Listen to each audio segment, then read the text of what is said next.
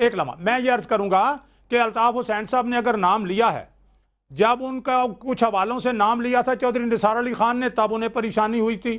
اب میں نے ایک بات کی ہے کہ بھائی فائزہ گبول ہماری بہن ہے، یہ جو بیٹھے ہیں وسیم اختر صاحب ان کی بھی بہن ہے، اور جب ان کے درمیان نہیں بنی تو 3 ارب روپے انہوں نے دیے، الگ ہو گئے وہ معاملہ.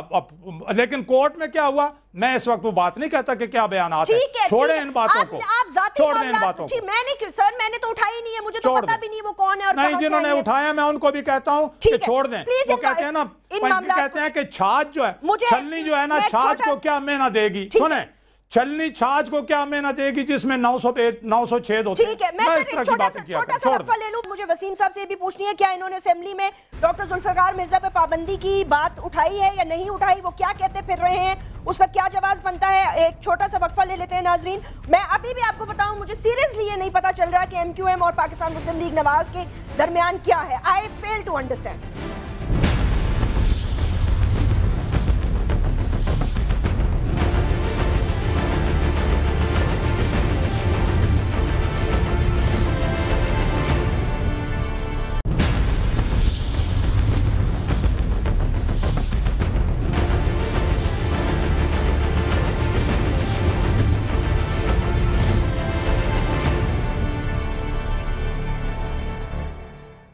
ویلکم بیک ناظرین. پروونشل لیول پر بھی کافی گرما گرمی اور اسی طرح نیشنل لیول پر بھی.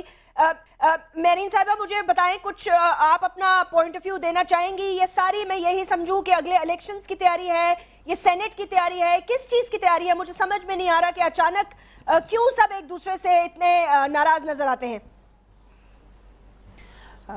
یاسمین، بات یہ ہے کہ مارچ نزدیک ہے اور مسلم لیگ نواز کو ایک میجورٹی نظر آ رہی ہے جو انشاءاللہ ہم لیں گے اپنی صحیح تدابیر کی وجہ سے اور اپنی صحیح پولیٹکس کی وجہ سے. دیکھیے بات یہ ہے، میدان کھلا ہے، الیکشن سینٹ کا ہے یا نیشنل اسمبلی کا، ایک جمہوری پروسیس ہے، اور جو بات جمہوری پروسیس کو ڈیریل کرنے کی کرے وہ بات مناسب نہیں ہوتی. آج مسلم لیگ نواز، میرے بھائی یہاں پہ بیٹھے ہیں صدیق الفاروق صاحب، ایک تنہائی کا شکار ہے. اور میں یہ سمجھتی ہوں تنہائی اس لیے ہے کہ شاید کچھ ایسے پولیٹیکل ڈیسیژنز لیے گئے جو مناسب نہیں تھے. اگر آج مسلم لیگ نواز کو قائد اعظم مسلم لیگ کی ضرورت پڑ رہی ہے اور وہ کہتے ہیں کہ اگر چودھری برادران چاہیں تو ہم اپوزیشن کا کردار یا ہم حکومت کو اٹھا سکتے ہیں، تو آج ایک اتنی بڑی پولیٹیکل جماعت مسلم لیگ نواز کو کسی کی ضرورت پیش آ گئی. میں یہ سمجھتی ہوں کہ ہم نے چارٹر آف ڈیموکریسی سائن کیا تھا اور یہ کہا تھا کہ ہم ایک دوسرے کے مینڈیٹ کا احترام کریں گے. تو اب وقت آ گیا ہے کہ ہم ایک دوسرے کے مینڈیٹ کا احترام بھی کریں اور جمہوری پروسیس کو تسلسل سے چلنے دیں. دیکھیے الزامات اگر لگائے جائیں تو بہت سے الزامات ہیں اور ہم بھی بہت سی بات کر سکتے ہیں. گورننس کی بات کریں تو گورننس کے ایشوز پنجاب میں بہت ہیں، سستی روٹی کی بات کی، مگر میں اس پہ آنا نہیں چاہتی. میں صرف یہ کہتی ہوں کہ ہمیں براڈ سپیکٹرم دیکھنا چاہیے، ایک بڑی بات کرنی چاہیے، اور وہ بڑی بات یہ ہے کہ جمہوریت کے تسلسل کو ڈیریل نہ کیا جائے. اگر آج مسلم لیگ نواز چاہتی ہے تو وہ آئے، حکومت کے ساتھ مل بیٹھے، اور جو امپورٹنٹ ایشوز ہیں، جو لا اینڈ آرڈر کی ایشوز ہیں، جو ایک اکنامیکل کرنچ ہے، اس کو کیسے ختم کیا جائے. دیکھیں اے پی سی کتنی کامیاب ہوئی، جناب وزیر اعظم کو ہیٹس آف ٹو ہم، مگر تمام پولیٹیکل پارٹیز کو کہ اس میں وہ تشریف لائیں. اور جناب آصف علی زرداری صاحب نے اپنی نوڈیرو کی سپیچ میں یہ بات کہی تھی کہ دیکھیں آنے والا وقت لا اینڈ آرڈر کے معاملات اور یہ جتنا بھی پولیٹیکل کرنچ ہے، آئیں سب اسٹیک ہولڈرز مل کے بیٹھ جائیں. تو لیڈر وہ ہوتا ہے جیسمین جو چیزوں کو جوڑتا ہے، جو تمام پولیٹیکل پارٹیز کو ایک جگہ اکٹھا کر کے 18ویں ترمیم کی صورت میں ایک میں سمجھتی ہوں ایک مسودہ باہر لے کے آتا ہے.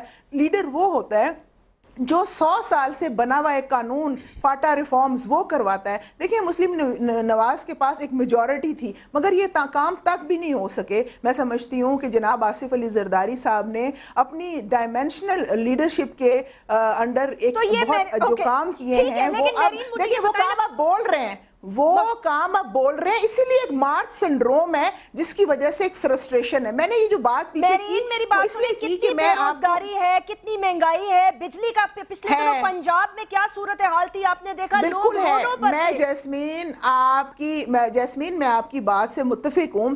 دیکھیے واقعی انرجی کرائسس ہے، لا اینڈ آرڈر کی سچویشن ہے، مگر جیسمین ہم یہ کیوں بھول جاتے ہیں کہ محترمہ بے نظیر بھٹو شہید صاحبہ 1994 میں یہ بات کیا کرتی تھی کہ خدا را جو پالیسیز جو آئی پی پیز میں لے کے آ رہی ہوں ان کو آنے دیں، اس کو سیبوٹاج نہ کریں، ایک وقت آئے گا جب ہم اندھیرے میں ڈوب جائیں گے. آج اگر ہم کہتے ہیں کہ 18ویں ترمیم کے تحت ان کو اجازت ہو گئی ہے کہ یہ بجلی جو ہے پنجاب وہ پیدا کرے، تو یہ کہتے ہیں ہم نے معاہدے کر لیے. میں سمجھتی ہوں جیسمین انہوں نے آج تک کوئی شیڈو پالیسی نہیں دی. مسلم لیگ نواز کی جو پولیٹیکل پارٹی ہے ہمیں بہت عزت ہے ان سے. آج تک انہوں نے کوئی شیڈو اسمبلی میں آج تک آپ نے کوئی شیڈو پالیسی نہیں دی. صدیق الفاروق صاحب آپ نے کسی نہ فورن پالیسی نہ انرجی پالیسی کچھ نہیں دیا آپ نے. میں عرض کرتا ہوں، پہلی بات تو یہ ہے کہ جب ہم نے الیکشن لڑا تو جو مینیفیسٹو ہے اس میں ہم نے ساری پالیسیاں اپنی پارٹی کی دی ہیں، لیکن ابھی انہوں نے جو بات کی ہے لوڈ شیڈنگ کی، ان کی حکومت نے پنجاب نندی پور اور چیچو کی ملیاں کے 2 پاور سٹیشن 900 میگا واٹ کے 1.5 سال سے کراچی پورٹ پہ روکے ہوئے ہیں. ان کی وزارت قانون نے اور ان کی وزارت غالباً خزانہ نے وہ آنے نہیں دے رہے. ایک منٹ آپ بات سن لیں، میں نے آپ کی بات میں مداخلت نہیں کی. جب ہم نے یہ 900 میگا واٹ بجلی اگر پیدا ہو جاتی، ایک سیکنڈ انہیں بات، میری بات تو سنیں نا، آپ یہ کیا بات کر رہی ہیں. آپ کہہ رہے ہیں دوسری بات میں آپ سے عرض کروں، یہاں روک رکھے ہیں. جی بالکل ہم نے نہیں روک کے رکھے، اور ان پر 17 ارب روپے کا ہرجانہ پڑ گیا ہے آپ کو کہ ہم نے نہیں روکا.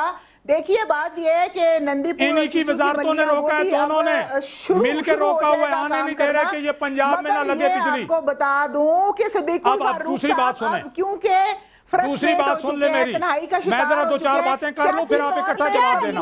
سیاسی تنہائی کیا ہوتی ہے مجھ صدیق الفاروق صاحب؟ میں اس پہ بھی آتا ہوں، میں سیاسی تنہائی کی بات بھی کرتا ہوں کہ کون تنہا ہے، میں کرتا ہوں.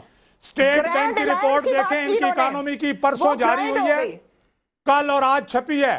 اسٹیٹ بینک نے ان کی اکانومی کی کیا پوزیشن دی ہے. ابھی یہ کہہ رہی تھی کہ جناب اکنامک کرنچ ہے تو ہمارے ساتھ مل کے اکنامک کرنچ حل کریں.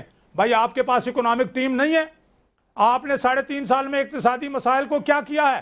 اگر آپ نااہل ہیں، آپ کے پاس اقتصادی ٹیم نہیں ہے. اسٹیٹ بینک کے 2 گورنر استعفیٰ دے چکے ہیں، آپ کا 1 وزیر خزانہ استعفیٰ دے چکا ہے. تو بھائی خدا کے لیے جان چھوڑو عوام کی. نہ تمہارے پاس اقتصادی ٹیم ہے، نہ لوڈ شیڈنگ کا خاتمہ کر سکتے ہو، نہ گڈ گورننس دے سکتے ہو، نہ کرپشن ختم کر سکتے ہو، نہ غیر ملکی اثاثے لا سکتے ہو، نہ سپریم کورٹ کے فیصلوں پر عمل درآمد کر سکتے ہو، کرپٹ لوگوں کو سربراہ بناتے ہو. سن لیں پی آئی اے کا کیا حال ہے، اب ریلوے کا کیا حال ہے، تمام یہ ادارے برباد کرتے ہو. تو جان چھوڑ دو نا اس ملک اور قوم کی. جو سپریم کورٹ کے اوپر چڑھ کے اس کی جو بلڈنگ ہے اس کو آپ نے پامال کیا تھا. اب آپ یہ بات ابھی کریں، یہ ابھی اپنے 3.5 سالوں کا حساب دیں. سپریم کورٹ کے فیصلوں پہ عمل کیا اور انشاءاللہ ہم کریں گے. میرین انور راجہ، آپ ان 3.5 سالوں کا حساب دیں. آج جیسمن کے اس پروگرام میں کیا کیا ہے آپ نے؟ سیاسی تنہائی میں آپ کو بتاتی ہوں، سیاسی تنہائی یہ ہوتی ہے کہ میں اس کا جواب دوں گا کی بات کی. کون جائے گا، کون ان کے ساتھ جائے گا؟